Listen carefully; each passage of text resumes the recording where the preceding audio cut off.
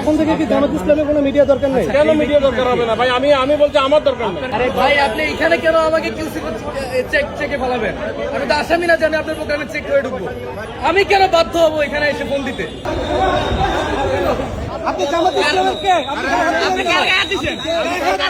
এই মাত্র যে ভিডিওটা আপনারা দেখলেন, এটা জামায়াত ইসলামীর একটা প্রোগ্রামে সাংবাদিকরা গিয়েছিলেন সে প্রোগ্রাম কাভার করতে, এবং ইফতারের ঠিক আগ মুহূর্তে সেই প্রোগ্রামটি কাভার করতে সাংবাদিকরা গিয়েছিলেন, এবং সেখানে সাংবাদিকদের সাথে জামায়াত ইসলামীর দায়িত্বরত যিনি ছিলেন তার সাথে একটা উত্তেজনাকর পরিস্থিতি তৈরি হয়, এমনটাই জানতে পেরেছি। জামায়াত ইসলামী যদিও অফিসিয়ালি হয়তো এই ব্যাপারে তারা বিবৃতি দেবেন, তবে এখানে কিছু ব্যাপার আসলে লক্ষণীয়।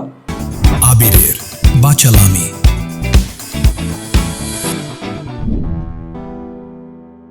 জামায়াত বিরোধী দলে গিয়েই তাদের ক্ষমতার ভাবসাব চলে আসছে রে, বড় ক্যামেরা না হলে প্রোগ্রামে ঢুকতে দিবে না।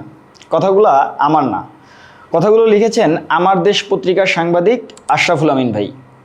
এছাড়াও আরও কিছু সাংবাদিক জামায়াত ইসলামীর এই ঘটনার ব্যাপারে তারা তাদের সোশ্যাল মিডিয়ায় ফেসবুক আইডিতে পোস্ট দিয়েছেন, এবং তাদের সকলেরই দাবি এবং সকলেরই অভিযোগ এটা যে জামায়াত ইসলামী এখন ক্ষমতায় না গিয়েই তাদের অতীতের যে আচরণ ছিল বর্তমান আচরণে একটা তারতম্য চলে এসেছে, তারা এমনটাই দেখতে পাচ্ছেন।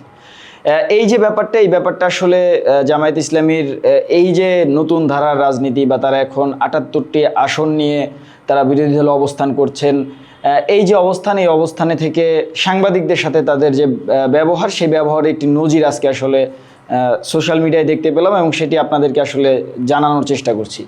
আরও কিছু ব্যাপার রয়েছে, যেমন ইরান ইসরায়েলের যে ঘটনাটা, সেই ঘটনা নিয়ে বাংলাদেশে অতি উৎসাহী কিছু বক্তব্য দেয়া, যেমন আরও কঠোর কর্মসূচি দিতে বাধ্য হব যদি হামলা বন্ধ না হয়। তারপরে ধরেন সাদিক কায়েমের ঢাকা বিশ্ববিদ্যালয়ে গায়েবানা জানাজা আদায়, এগুলো নিয়ে কিন্তু ব্যাপক চর্চা সোশ্যাল মিডিয়ায় আসলে চলছে। তবে ব্যাপারটা কি, যে ইরানে হামলা হলে আমরা বাংলাদেশ থেকে কি আসলে প্রতিবাদ জানাবো না?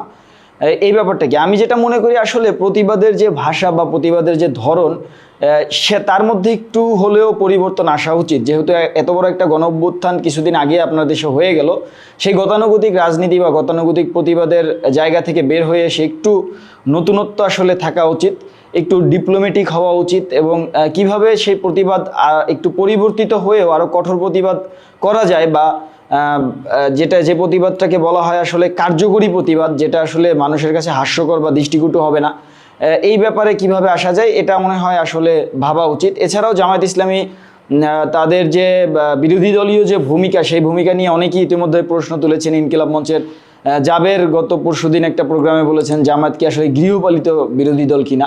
এই জায়গাগুলোতে আসলে জামায়াত ইসলামীর ভাবা উচিত, গতানুগতিক বিরোধী দলের যে আচরণ বা বিরোধী দলের যে কার্যক্রম আমাদের দেশে দেখা যায়, সেই জায়গা থেকে জামায়াত যদি একটু নতুনত্ব বা পরিবর্তন না আনতে পারে, তাহলে কিন্তু তাদের রাজনীতি গতানুগতিক যে দলগুলো তারা কিন্তু কিছুটা ফেভার পায় সিস্টেমেটিক কারণেই, সেই ফেভারটা কিন্তু জামায়াত ইসলামী পাবে না, এবং সেই জায়গা থেকে আসলে তাদেরকে একটু চেঞ্জ করা উচিত। এই কারণেই আসলে এই কথাগুলো বলা।